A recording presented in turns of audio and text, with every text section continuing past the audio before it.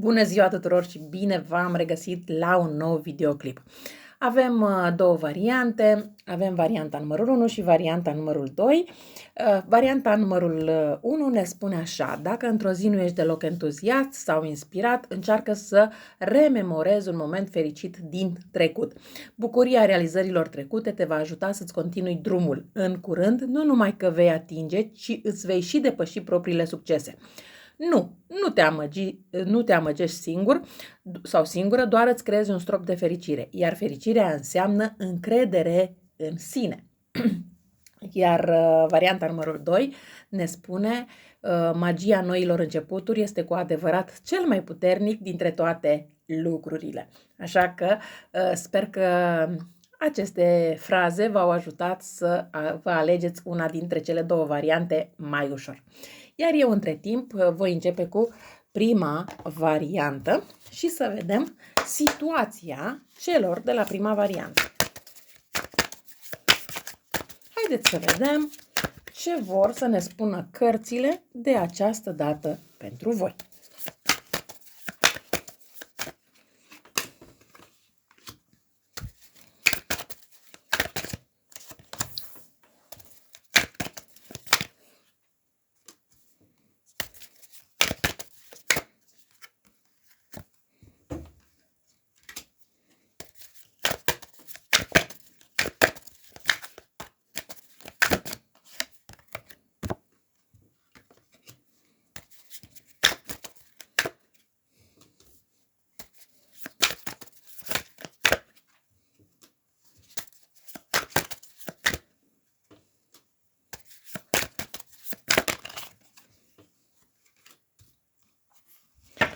Păi, în primul rând, aici, din câte văd, avem zodii de foc, cum ar fi berbec, leu, săgetător, dar bineînțeles că avem Capricorn, Fecioară, Taur, mai avem Balanță și posibil inclusiv să fie și zodia Gemeni, dar voi știți foarte bine, pot fi și alte zodii cu ascendentul în zodiile pe care le-am enumerat.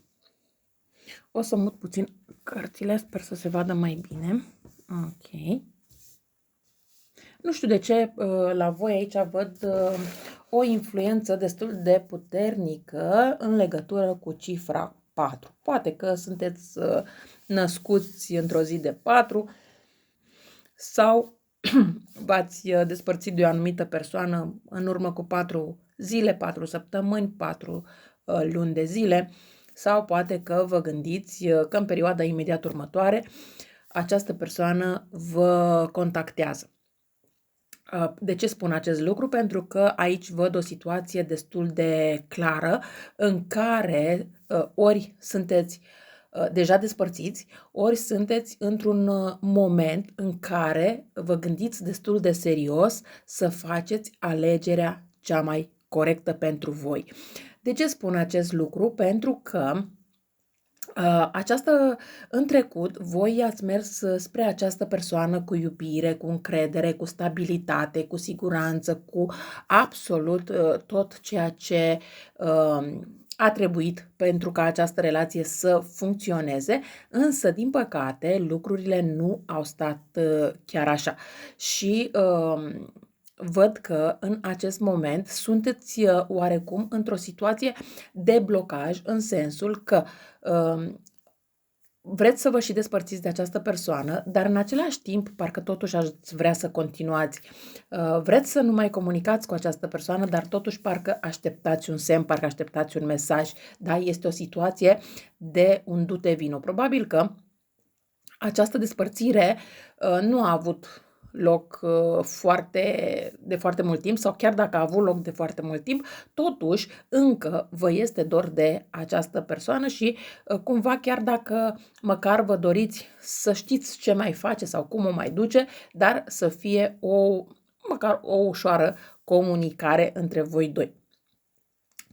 Energia voastră, din câte văd aici, este o energie în care vreți să și mergeți spre persoana respectivă, dar în același timp vreți să și stați pe loc și să meditați foarte bine și foarte serios dacă merită să-i mai dați o șansă acestei persoane sau nu.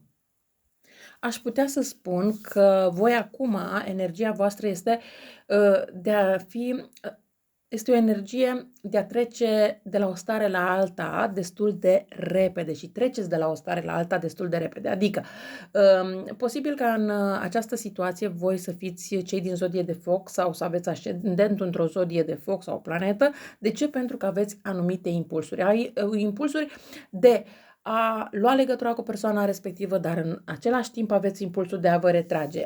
Deci aveți tot felul de astfel de impulsuri. Nu știu, puteți avea inclusiv impulsuri să-i mai spuneți vreo două lucruri persoanei respectivă, după care vă abțineți. Și tot așa, este un amalgam din ăsta de stări între a lua legătura cu persoana respectivă și a vă certa cu persoana respectivă și a discuta cu persoana respectivă, dar și de a vă îndepărta de persoana respectivă și să puneți niște bariere în legătură cu această persoană.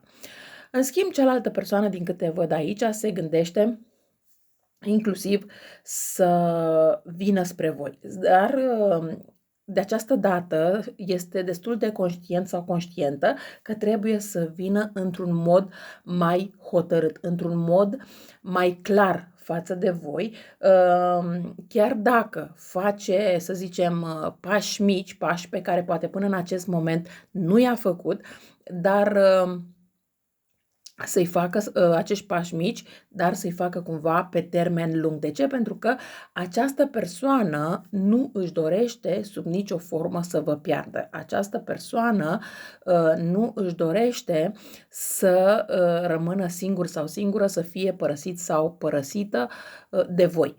De ce? Pentru că a văzut posibilitățile pe care le are împreună cu voi, ce înseamnă să fie împreună cu voi și ce înseamnă să fie singur sau singură. Chiar dacă această persoană este la o oarecare distanță de voi, se gândește să vină la voi. Dar în acest moment își calculează pașii, ce ar putea să facă, cum ar putea să facă, încât să ajungă la voi, dar în același timp nu doar să ajungă la voi, ideea este și să nu fie respins sau respinsă, da? Pentru că aceasta este destul de conștient sau conștientă că voi îi cam închideți ușa în nas. Această persoană la care voi vă gândiți este o persoană destul de dominatoare. Dar ce vreau să zic aici este, din punctul meu de vedere, persoana care este mai dominatoare și persoana care își dorește să dețină mai mult controlul și așa mai departe, este persoana, este bărbatul, da? Din această etalare. Bineînțeles că pot exista și excepții, să nu ne înțelegem greșit. Este o etalare generală, nu personală și nu vi se poate potrivi tuturor, dar în mare parte în această etalare este vorba despre bărbat care își dorește să dețină controlul, care e destul de posesiv și care, din punctul meu de vedere, critică destul de mult. E adevărat că critica este bună, dar este bună atunci când este constructivă, nu distructivă. Iar această persoană, pe lângă asta, nu cred că muncește suficient pentru relație, pentru a menține această relație. Consideră că în relație poate să facă ce vrea, când vrea, cum vrea, însă lucrurile nu sunt chiar așa. Din punctul meu de vedere, această persoană încă nu s-a maturizat așa cum ar trebui, încât să își asume anumite responsabilități, atât față de relație, cât față și de alte persoane, da? Care aici nu vorbim doar de relația în sine, cât vorbim și despre, poate inclusiv la locul de muncă. Pe lângă asta, cred că mai vorbim despre o situație în care, atunci când această persoană are anumite probleme, se refugiază oarecum în muncă, în a face ceva diferit încât să nu se gândească la problemele pe care le are în relație. E mai ușor să facă altceva decât să se gândească ce problemă are, cum o are și cum ar trebui rezolvată. Da, această persoană își dorește relația, dar această relație și-o dorește în stilul său, în felul său. Sunteți două persoane, într-adevăr, care vă atrageți destul de mult din toate punctele de vedere, dar cam atât. Adică una este să te simți atrasă de celălalt, dar alta este să și conviețuiești cu persoana respectivă. Pe lângă asta, persoana voastră este o persoană influențată de o altă persoană din exterior. Poate să fie vorba inclusiv poate de o amantă sau o prietenă sau o soră sau mamă sau ceva de acest gen, căreia uneori îi dă destul de multă ascultare sau cel puțin n-ar fi nimic exclus aici ca să vă compare cu persoana respectivă. Adică, uite, persoana aia e mai slabă decât tine sau e mai grasă decât tine sau e mai frumoasă decât tine sau, nu știu, ceva de această natură. Ideea este că voi în această perioadă puneți destul de mult în balanță dacă merită sau nu merită să vă mai împăcați cu această persoană, dacă vreți să-i mai dați o șansă sau nu vreți să-i mai dați o șansă. Însă, ceea ce este bine de știut în această situație este faptul că dacă îi mai acordați o șansă acestei persoane, așa cum ne spune și această carte care ține de viitor, toată greutatea relației, toată responsabilitatea acestei relații este pe umerii voștri. Adică această persoană, așa cum a făcut până în acest moment, așa face și pe mai departe, nu vede că sunt anumite probleme și că trebuie să facă anumite schimbări sau nu neapărat să facă schimbări, dar cel puțin să mai tempereze puțin impulsurile negative pe care le are. Consideră că ceea ce face este corect, este de bun augur și este de viitor în așa fel încât să-i fie bine. Doar că acest bine, între ghilimele, pe care îl consideră această persoană, nu este la fel de bine și pentru voi. Eu nu văd ca această relație să funcționeze la nesfârșit. Din contră, v-am spus, chiar dacă vă împăcați cu această persoană, greutatea pică pe umerii voștri, responsabilitatea pe umerii voștri și la un moment dat oricum vă veți sătura și veți spune stop. Nu văd ca această persoană să facă niște pași puțin altfel. Încearcă acum, în perioada imediat următoare, să facă niște pași micuți înspre voi doar pentru a vă atrage înapoi, dar asta nu înseamnă că face pașii necesari pe termen lung. Bineînțeles că acum depinde doar de voi dacă vreți sau nu mai vreți să-i dați o șansă acestei persoane. N-ar fi nimic exclus aici ca această persoană să vină să vă zică, uite, doar pentru a vă atrage înapoi, uite, m-am gândit să fac lucrul respectiv, un lucru pe care poate voi l-ați discutat, să-l faceți împreună și în momentul în care l-ați discutat, n-a vrut să-l facă, dar acum, pentru că are frica asta de a vă pierde, e în stare să spună, da, uite, vreau să fac lucrul respectiv, dar asta nu înseamnă că și face, sau cel puțin dacă este ceva ce poate să facă acum, face acum de moment doar pentru a vă atrage înapoi, dar nu face lucrurile pe termen lung. Aici trebuie voi să gândiți destul de serios dacă merită sau nu merită să-i mai dați o șansă acestei persoane. Bineînțeles că acest lucru rămâne la gândirea voastră și la decizia voastră, la fiecare dintre voi. Bun, cam astea au fost informațiile pentru voi, cei de la prima variantă, și voi trece la varianta numărul 2. Să vedem și pentru cei de la varianta numărul 2 ce vor să ne spună cărțile.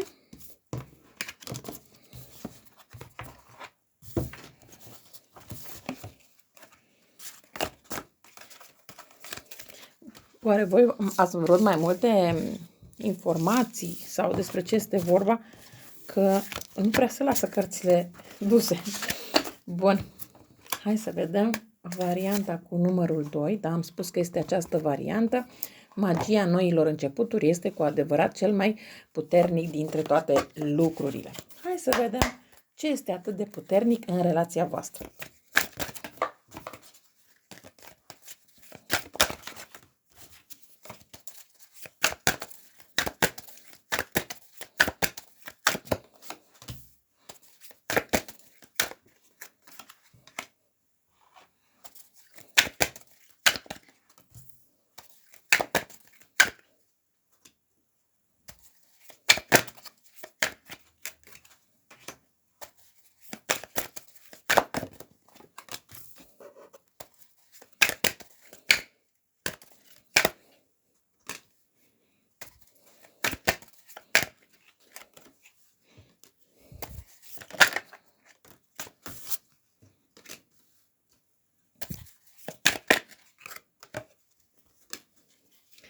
Bun.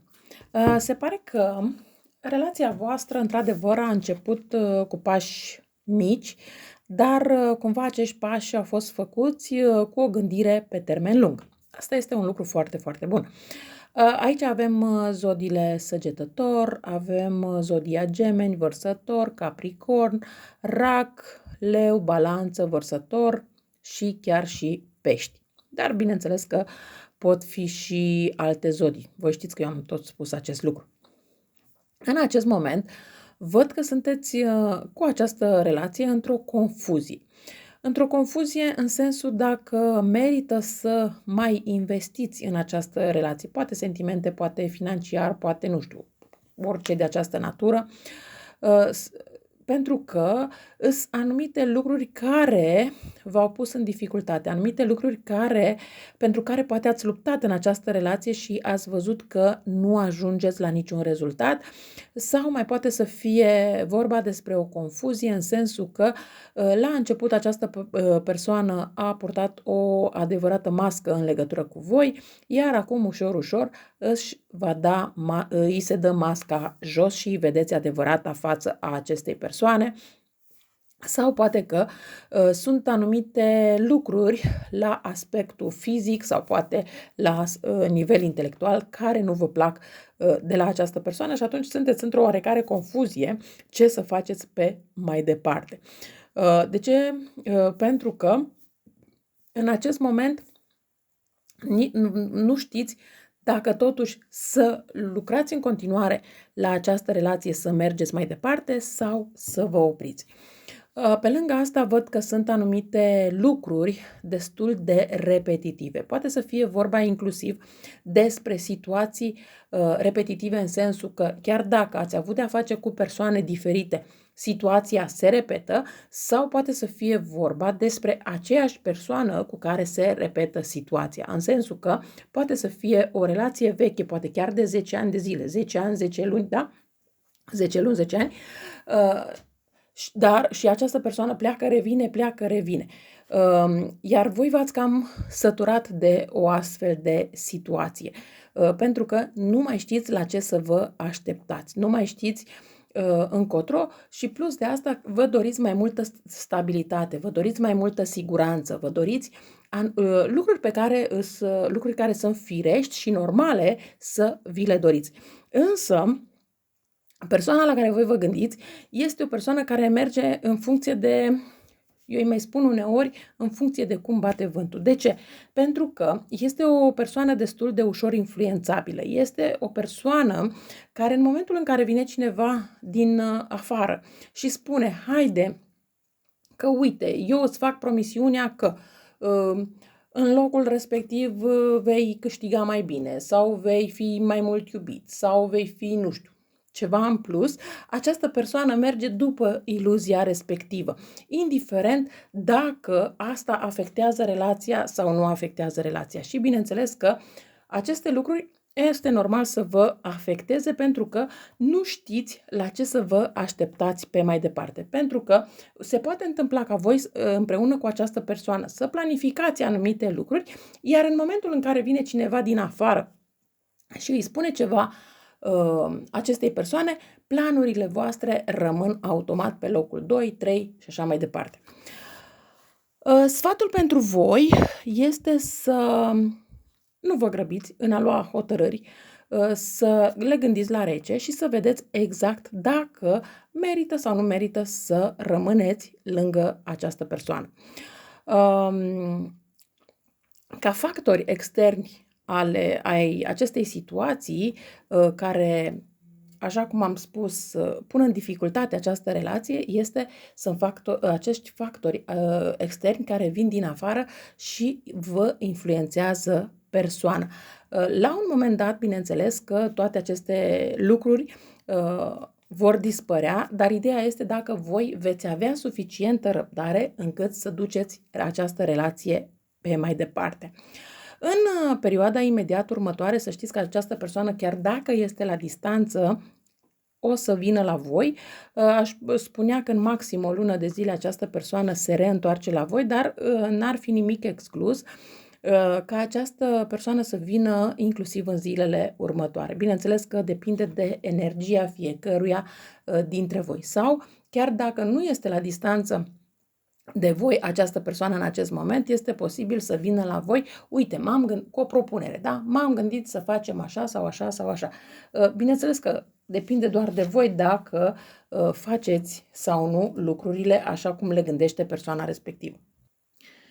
E adevărat, persoana voastră este o persoană care își schimbă comportamentul, exact ce am spus, puțin pentru că este o persoană ușor influențabilă, dar în același timp este și o persoană destul de grăbită care vrea să vadă unde poate duce tot ceea ce gândește.